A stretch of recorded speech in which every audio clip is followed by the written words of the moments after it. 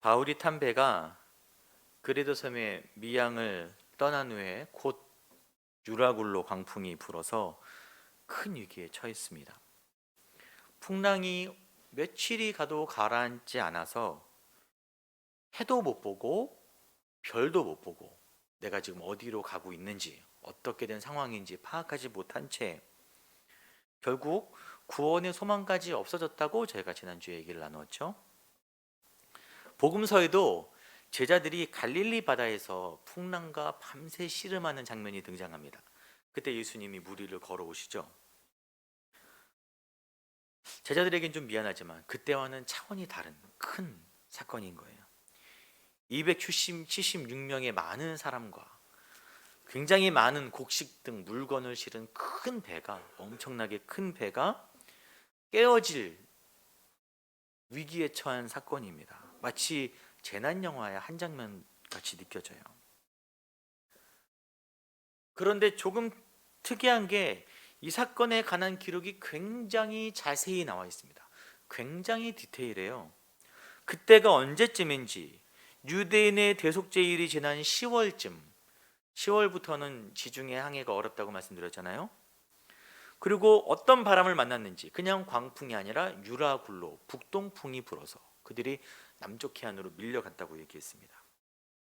그리고 며칠 동안 폭풍에 시달렸냐? 오늘 본문 보니까 열 나흘째 되는 날까지. 그리고 그들이 그 가운데 어떻게 했는지, 물건을 버린 이야기들 굉장히 자세하게 나와 있어요. 왜 이렇게 자세하게 써놨냐면 절체절명의 위기 가운데 하나님의 약속이 어떻게 이루어지는지 보여주기 위함입니다. 여러분, 이 모든 사건을 관통하시는 하나님의 개입이 있어요. 하나님이 뭐라 그랬습니까? 사도행전 27장 24절에 내가 가이사 앞에 설 것이다. 그리고 너와 함께 항의하는 자를 다 너에게 줄 것이다. 하나님이 하신 이 약속이 어떻게 이루어지는지에 대해서 정말 이 자세한 사건을 위해 보여주고 있는 것입니다. 그리고 그 가운데 하나님의 약속을 믿는 자와 그렇지 못한 자들이 위기의 상황에서 어떻게 반응하는지 그걸 보여줘요. 제가 전에 이 본문을 가지고 설교한 걸 들은 적이 있어요. 그 사랑의 교회를 다녀마셨던 고 옥하는 목사님께서 이 본문을 가지고 설교하시면서 이런 얘기를 하신 게 항상 마음속에 남습니다. 절망의 상황이 왔을 때, 죽을 위기에 처했을 때 무거운 침묵 속에서 신자는 그때 일어나야 된다. 그래서 두 가지 중 하나는 해야 된다는 거예요. 그럼 첫 번째가 뭐냐면은 하나님이 은혜로 길을 열어주실 믿음과 확신이 있다면 희망의 메시지를 선포해야 되는 거예요. 괜찮을 거다. 하나님이 도와주실 거다. 그리고 만약 살 소망이 완전 끊어졌어요. 이거 죽는구나. 그때는 예수 믿고 구원받으라는 복음의 메시지를 전해야 되는 거예요. 왜냐하면 모든 것이 끊어져도 우리에게는 영원히 살아갈 소망이 하늘에 있기 때문이죠. 그것과 세상 사람들이 우리가 다른 결정적 차이예요. 그런 일이 없기를 바라지만 저와 여러분 살아가는 도중에 혹시나 그런 일을 만나게 되면 오늘 이 방금 드린 말씀을 기억하시고 꼭 둘 중에 하나는 하시기 바랍니다. 바울이 입을 열어 선포한 것은 희망의 메시지예요. 바울은 여기서 끝나지 않을 것이라는 걸 알았어요. 그런데 그 메시지는 잘 될 거다, 괜찮을 거다라는 막연한 게 아니라 뭐라 그러냐면 오늘 본문 제목이 주보에 우리가 반드시 한 섬에 걸리리라. 우리 괜찮을 거야. 한 섬에 걸릴 거야. 아주 구체적으로 이야기를 합니다. 이거는 자기 확신이 아니에요. 내 바람이 아닙니다. 하나님이 그에게 그렇게 미리 말씀하신 거예요. 이전부터. 그리고 그는 자신이 로마로 가리라는 것에 대해서 전혀 의심하지 않았습니다. 풍랑이 닥쳐오던 여러 사람이 자기를 죽이려 하던 의심하지 않았어요. 하나님이 갈 것이라 그랬으니까 가는 것입니다. 여러분, 믿음이라는 게 뭡니까? 그렇게 되기를 바라는 마음, 간절히 바라는 마음, 여러분 그거 믿음 아니죠. 반드시 그렇게 되리라는 확신을 넘어서 기정사실이 믿음인 거예요. 물론 이것을 내가 생각한 것을 믿음으로 승화시키는 것은 잘못된 거예요. 말씀의 기준으로 하나님의 뜻이 내 삶 가운데 반드시 이루어진다라는 기정사실. 여러분, 성경이 우리에게 말하고 있는 기정사실이 무엇입니까? 크게 두 가지가 있는데, 첫 번째는 우리가 영원한 하나님 나라의 시민이 되었다는 거예요. 믿으십니까? 이게 중요해요. 여러분, 이것 때문에 여기 와 계신 겁니다. 그리고 두 번째는 우리를 포함해 모든 것을 창조하신 하나님께서 이 땅에서도 나와 동행하신다는 것입니다.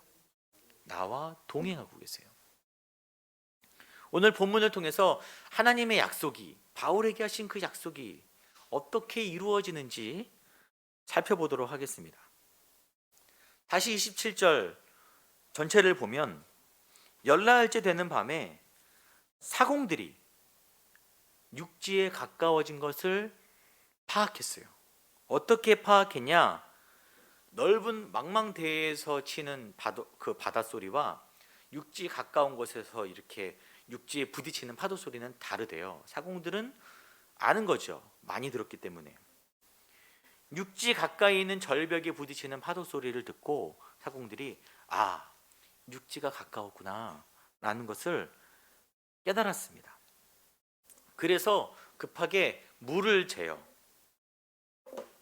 재어보니 20길이 되고, 조금 가다가 다시 재니 15길이라.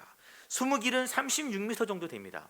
납에다가 줄을 감아서 바다로 떨어뜨리는 거예요. 그래서 언제 닿는지 재봤더니 처음에는 36m, 좀 더 갔더니 27m가 된 거예요. 여러분, 앞으로 갈수록 급속도로 수심이 낮아지는 것은 육지에 가깝다라는 증거가 되는 것입니다. 며칠 전에 바울이 일어나서 안심하라, 하나님이 우리를 구원해 주실 거다, 나는 로마로 가는 사명을 가진 사람입니다, 여러분도 상하지 않고 구조될 것입니다, 걱정하지 마십시오라고 말했을 때 사람들의 마음이 어느 정도는 위안이 됐을 거예요. 왜냐하면 아무도 희망의 메시지를 못 던질 때 한 사람이 일어나 담대히 그 이야기를 하니까. 그러나 다 믿었을까요? 완전히? 아니죠. 여전히 불안한 거예요. 바울의 말을 반신반의하고 의심하는 사람들이 있었습니다. 왜냐하면 바다의 전문가들인 자신이 봤을 때 이건 꼼짝없이 죽은 거거든요. 그래서 이제 육지에 가까웠다는 사실을 알게 되었을 때 모두가 안도의 한숨을 내신 거예요. 살았다. 진짜구나, 살았다. 그러나 여기서 위기가 끝난 것이 아니라, 여러분, 배를 항구에 대잖아요. 항구는 바다가 깊습니다. 일부러 그렇게 해요. 배가 안 걸리도록. 항구가 아닌 곳에 해안에 배를 대는 것은 굉장히 위험해요. 게다가 안 보이는 암초나 모래에 걸려서 배가 깨어질 수도 있는 것입니다.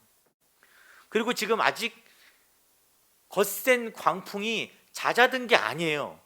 여전히 광풍이 불어닥치고 있습니다. 굉장히 심한 바람 속에서 배를 대는 것은 어려운 것입니다. 뭘 통해 알 수 있냐면은 29절에 암초에 걸릴까요? 고물로 닷 4개를, 여러분, 닷은 이렇게 갈고리처럼 생긴 배가 바닥에 정박할 때 내리는 무거운 쇠를 말합니다. 고물은 배 뒤쪽이에요. 여러분, 일반 배는 배 앞쪽, 이물이라 그러거든요. 거기다가 닷을 내립니다. 원래 그게 정석인데 지금 배 뒤에다가 닷을 4개나 내린 거예요. 이게 무슨 상황이냐면은, 지금 앞은 이물은 육지를 바라보고 있고 고물은 뒤에 파도 쪽을 보고 있잖아요. 파도가 몰아치고 있는 거예요. 앞에다가 닷을 내리면 앞은 고정됐지만 뒤가 흔들리니까 파도에 맞아서 배가 흔들리고 옆으로 밀리다가 암초에 부딪혀서 깨질 수 있으니까 안전하게 뒤쪽에다가 닷을 4개 내려놓고 낮이 되기를, 해가 떠오르기를 기다리고 있는 상황인 것입니다. 그러니까 육지는 만났지만 여전히 절체절명의 상황인 거예요. 죽을까 말까 하는 상황인 것입니다. 여러분, 이런 재난 영화를 보면은 항상 이런 장면 가운데 문제를 일으키는 사람이 있어요. 속된 말로 얍삽한 사람들이 있습니다. 바울이 뭐라 그랬어요? 전에 이제 안심하라. 너희 중 아무도 생명에는 손상이 없을 것이다. 바울의 기적대로, 아까 선언대로 기적적으로 육지 근처까지 왔으나 아직도 바울과 그가 전한 하나님의 말씀을 믿지 않는 자들이 있는 거예요.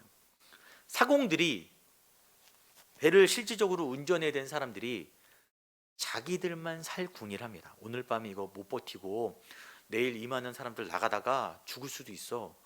야, 우리 전문가들이니까 우리끼리 살자. 그래서 배 이물 쪽에, 앞쪽에다가 닷을 내리는 척하면서 구명보트, 거룻배라 그러는데 라이프보트하고 구명선입니다. 구명선을 내려요, 몰래. 그래서 사람들 신경 안 쓸 때 밤에 늦게 타고 자기들만 빠져서 도망가려는 거예요. 여러분, 그 폭풍 가운데 배를 위험하게 대야 되는데 사공들이 없으면 어떻게 남은 사람들이, 수백 명의 사람들이 살아남을 수 있겠습니까? 저희도 몇 년 전에 이런 어처구니없는 사건을 전 국민이 목격한 적이 있잖아요. 이런 이기적인 행동은 참 안 되는 것입니다. 그러나 감사하게도 바울이 여러 번 이전에 파선 경험을 해봐서 경험이 쌓였는지, 또 거기다가 성령이 그에게 알려주셨는지 모르지만 그것을 간파합니다. 그리고 군인들에게 얘기해요. 이 사람들이 배에 있지 않냐면, 저 사공들 이 배에 있지 않냐면 너희가 다 죽을 것이다. 구원을 얻지 못하리라. 여기서 구원은 영적 구원이 아니라 생명을 살리는 구조를 말하는 것입니다. 군인들 역시 사공이 반드시 필요한다는 것을 파악했어요. 저들이 없으면 안 되니까.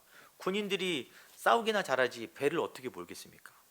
그런데 이미 사공들과 신뢰가 깨져버렸어요. 언제 도망칠지 모르는 사람들이니까 믿지 못하는 것입니다. 이 구명선이 존재하는 한 우리가 잘 때 새벽녘에 탈출할 수도 있으니까 어쩔 수 없이 구명선, 거룻배 줄을 잘라버려요. 구명선을 버립니다. 위험하지만 어쩔 수 없다. 저들을 배에 남겨둬야 된다. 여러분, 구명선이 왜 구명선입니까? 정말 위기가 닥쳤을 때 목숨을 부지해 줄 수단이 구명선인 거예요. 그리고 여러분, 해적 영화 보면은 배가 좀 육지 좀 멀리 떨어져 있고 자그마한 배를 타고 막 들어가잖아요. 배를 최대한 가까이 붙인 다음에 구명선으로 사람을 날라도 되는 거예요. 그런 최선의 방법이 있지만 나만 살자는 이기적인 결정 때문에 그 가장 좋은 방법이 날아가 버렸어요. 믿지 못하고 서로. 결국 다음 날 배를 해안가로 가까이 대다가 배가 파손됩니다. 깨져요. 하나님이 바울에게 말씀하셨을 때 아무도 생명에 손상이 없겠고 오직 배만 망가질 것이다. 오직 배만 상하게 될 것이다 라고 말씀하셨는데, 그 말씀이 이 사람들 때문에 이렇게 되는 거예요. 그대로 이루어지는 것입니다. 이렇게 말할 수 있어요. 전능하신 하나님께서 사람도 지켜주시고 배도 지켜주시지 왜 둘 다 지켜주지 않습니까? 이렇게 원망할 수가 없는 것이, 항해를 강행하여 곡물을 운반하려고 했던 선주의 이기적인 마음이 풍랑을 만나게 됐죠. 여러분, 결국 그 물건들 다 버렸습니다. 바다에다가. 그리고 이제는 자기만 살겠다는 선원들의 이기적인 마음이 배마저 망가뜨리는 거예요.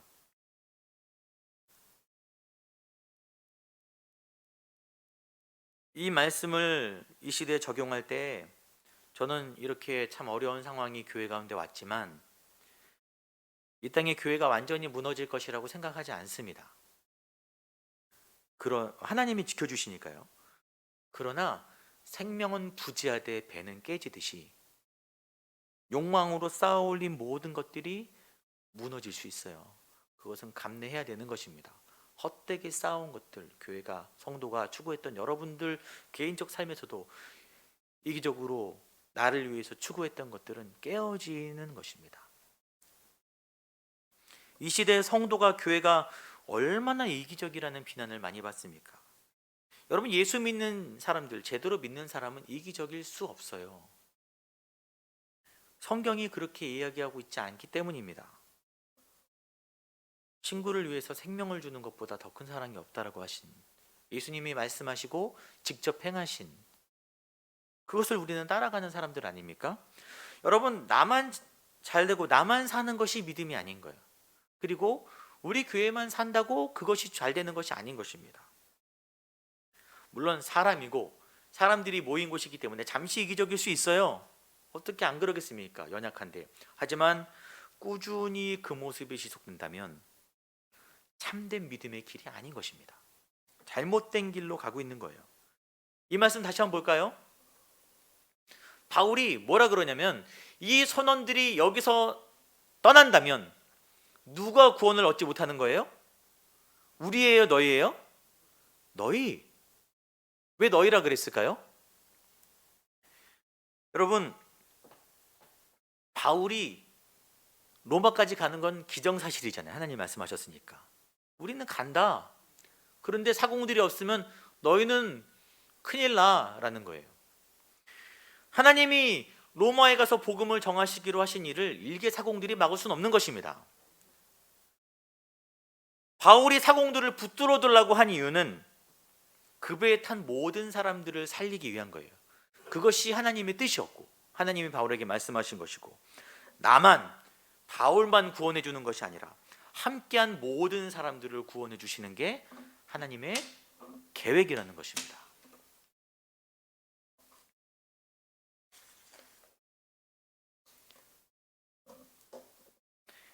이런 일들이 있은 후에 바울이 이제 마지막으로 그들에게 조언을 합니다. 사람들이 14일 동안 제대로 먹지 못하고 있었어요. 뭐 풍랑이 엄청 거세고 정신이 없고, 여러분 살소망이 끊어졌는데 음식 생각이 나겠습니까? 죽었는데. 꼭 굶주리고 있었어요. 기력이 없었습니다. 바울이 이제 날이 밝으면 생존을 위한 마지막 시도를 우리가 해야 된다. 배를 대야 된다. 혹시나 어떤 일이 생길지 모르니까 다들 음식을 먹고 기운을 차리자. 그리고 자기가 먼저 음식을 먹습니다. 그리고 남은 식량은 배의 무게를 줄이기 위해서 바다에 다 버렸어요. 완전히 다 이제 다 버린 것입니다. 참 이상하죠? 위험한 여정이 연속되고 있어요. 위험을 넘어서니까 또 다른 위험이 기다리고 있고, 상황은 그렇게 희망적으로 보이지 않지만, 그런 길을 걸어갈 때 죄수였던, 그래서 처음에 의견이 무시되었던 바울이 점차 배의 실질적인 리더가 되고 있는 거예요. 바울의 조언으로 구명선을 버리는 결정을 했고, 또 그의 조언으로 음식을 먹고 다 버리는 결정까지 하게 됩니다. 하나님의 말씀이 바울에게 그대로 이루어지고 있어요. 말 그대로. 뭐라 그랬죠? 너와 함께 항해하는 자를 다 내게 줄 것이다. 그냥 사는 것이 아니라 그들을 너희 손에 붙여줄 것이다. 바울이 그들을 장악하고 있는 것입니다. 사람들은 임박한 죽음 앞에서 음식 생각도 별로 없었고 기억도 없었지만, 바울이 태연하게 하나님께 감사의 기도를 드리고 음식을 먹는 것을 보고 안심했다라고, 그들의 마음 가운데 희망이 생겼다라고 기록되어 있어요. 자, 이제 날이 밝았습니다. 정말 놀랍게 육지가 저기 보이는 거예요. 그런데 그것은 모래포구였습니다. 일반적으로 모래사장에 배를 대지는 않아요. 그러나 선택의 여지가 없는 거예요. 뒤에서 폭풍이 몰아치고 있고, 지금 거기에 대야지 그들이 사는 것입니다. 그래서 무게를 줄이기 위해 바닥에 내린 닷이 있잖아요. 아까 말씀드렸던 닷을 끊어버려요. 여러분, 닷이 없는 배는 정말 항해를 포기한 배입니다. 필사의 각오로 이제 이거 아니면 죽는다라는 각오로 배를 대는 거예요. 그런데 그 해안에 두 가지 물이 합해진 곳이 있었대요. 육지에서 흘러나오는 물과 해수가 합해지는 곳이 있었나 봐요. 그 바닥에 얇은 모래와 진흙으로 바닥이 형성되어 있었습니다. 배가 이 돛을 딱 펼치고 앞으로 바람 타고 전진하는데 거기 걸려버린 거예요. 이물이 앞부분이. 성경 말씀을 보면은 그래서 머리는 그 진흙에 처박히고 뒤에는 파도가 세게 치니까 앞에 이물은 처박히고 뒤에 고물은 파도 때문에 깨어질 상황이 된 거예요. 고정된 배가 파도로 계속 맞으니까 배가 부서질 위기에 처한 것입니다. 난리가 난 거예요. 그리고 자연현상과는 별개로 바울에게 또 다른 엄청난 위기가 마지막으로 찾아오는데, 군인들이 백부장에게 죄수들을 다 죽이자 그렇게 얘기합니다. 왜냐하면 당시 로마법에 군인들이 죄수를 호송하다가 죄수가 도망가잖아요. 호송하던 군인이 그 죄수의 죄를, 그 벌을 대신 받아야 돼요. 근데 지금 호송하는 사람들이 누구예요? 바울 말고는 다 사형수들이에요. 로마 콜로세움에 끌려가서 사자밥 될 사람들입니다. 싸우다 죽고. 그 죄를 자기들이 뒤집어 써야 되니까 그럴 바에는 아무도 탈출 못하게 죽여버리자. 난리통에 어디로 도망갈지 모르니까 사람들이. 여러분, 누가가 276명이라고 정확하게 명수를 기록하잖아요. 그 이유도 군인들이 이제 배를 대기 전에 정확하게 인원수를 파악했기 때문에 그렇습니다. 아무도 탈출을 하지 못하게 하기 위해서. 결국 같이 있는 바울까지도 죽을 위기에 처한 거예요. 그때 백부장이 뭐라 그러냐면은 바울을 구원하려 하여라고 말합니다. 백부장이 나서서 그러지 말자라고 말하는 거예요.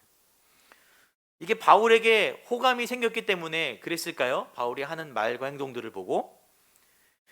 이 하려 하여라는 이 말이 블로메노스라 그래서 원래는 하나님의 주권적 역사를 드러낼 때 사용되는 단어예요. 누가가 이 단어를 사용한 것은 이것이 인간적 호의가 아니라 하나님이 절체절명의 마지막 위기 가운데 바울을, 백부장이 아니라 하나님이 그를 구원하려고 돌보셨다라고 이야기하는 것입니다. 하나님의 전적인 역사하심이 바울을 구하셨어요. 그래서 결국 그 모든 사람들이 다 헤엄쳐서 또 뭐 나무 판자떼기들을 잡고 다 무사하게 상륙하게 됩니다.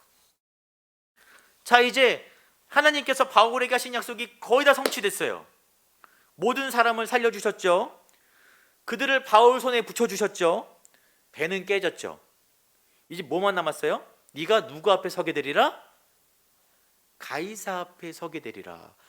하나님께서 바울에게 그 풍랑 가운데 밤에 하신 말씀 가운데 이제 가이사 앞에 서게 되리라만 남았는데, 마지막으로 오늘 처음 나눴던 본문 9절, 열나흘째 되는 날 밤에 우리가 아드리아 바다에서. 여러분, 이상하잖아요. 해도 못 보고 별도 못 봤는데 어딘 줄 알고 여기가 아드리아 바다인 줄 알았을까요? 이후에 구조되고 보니, 나중에 구조된 다음에 쓴 거잖아요. 구조되고 보니 거기가 아드리아 바다더라. 여기가 그러면 어디냐? 우리가 계속 이 지도 몇 주간 봤죠? 맨 왼쪽에 쭉 튀어나온 반도, 그 맨 위에 로마가 있어요. 그 로마가 있고 그 로마 옆에 또 하나, 이 반도가 그리스입니다. 여기가 그리스입니다. 이 이탈리아 반도와 그리스 사이가 아드리아인 거예요. 바울이 지금 정박한 곳이 어디냐면은 요곳입니다. 멜리데 섬, 지금의 몰타 섬입니다. 그 바로 위가 로마예요. 하나님이 그 풍랑 가운데 800km를 넘는 거리를, 위험했지만 바울을 끌고 가셔서 결국 로마 바로 아래까지 그를 데려가셨습니다. 결국 하나님이 그에게 하신 약속이 하나도 땅에 떨어지지 않고 다 이루어졌어요. 여러분, 제가 처음에 말씀드렸죠. 우리가 살아가면서 기정사실 두 가지가 있는데, 첫 번째는 예수 믿는 자들은 다 영원한 하나님의 나라에서 들어가는 구원을 받는다. 그 하나님이 우리와 동행하신다. 확실한 약속이에요. 여러분, 그것이 여러분의 삶 가운데 무조건 이루어질 줄 믿습니다. 방식들은 다르겠지만 도중에 어려운 일 생기겠지만 반드시 이루어지리라 믿습니다. 시편에 다윗이 이렇게 고백하죠. 내가 사망의 음침한 골짜기로 다닐지라도. 하나님이 그를 왕으로 세우셨지만 그의 인생은 정말 긴 사망의 골짜기였어요. 그러나 바울이 나중에 뒤를 돌아보니 내가 그 사망의 음침한 골짜기에 있었지만 주께서 나와 함께 하셨구나. 처음에 자기 머리에 어린 자기 자신의 머리에 기름 부으심이 하셨던 약속, 왕으로 세우겠다는 약속을 다 이루셨구나라고 바울이 고백하는 것입니다. 여러분의 삶이 때로는 해도 별도 보이지 않는 어둠 같은 시간일 수도 있어요. 풍랑 가운데 여러분이 정처 없이 오랜 시간 동안 고생하셨을 수도 있습니다. 또 나를 인정해주지 않는 세상 가운데 두려운 마음 들 수도 있어요. 하지만 여러분, 확실한 구원과 동행하시는 하나님을 믿으시기 바랍니다. 여러분이 파악 못하고 있지만 여러분의 여정도 지금 아드리아 바다로 들어간 것처럼 제대로 가고 있는 줄 믿으시길 바랍니다. 여러분 고생스럽지만 하나님이 그 길 가운데 역사하셔서 반드시 여러분 가운데 말씀이 여러분에게 주신 것들을 이루시고 결국 그것들을 통해서 여러분 주위 사람들에게 복음을 전하게 하시고 하나님의 영광이 드러내게 하실 것입니다.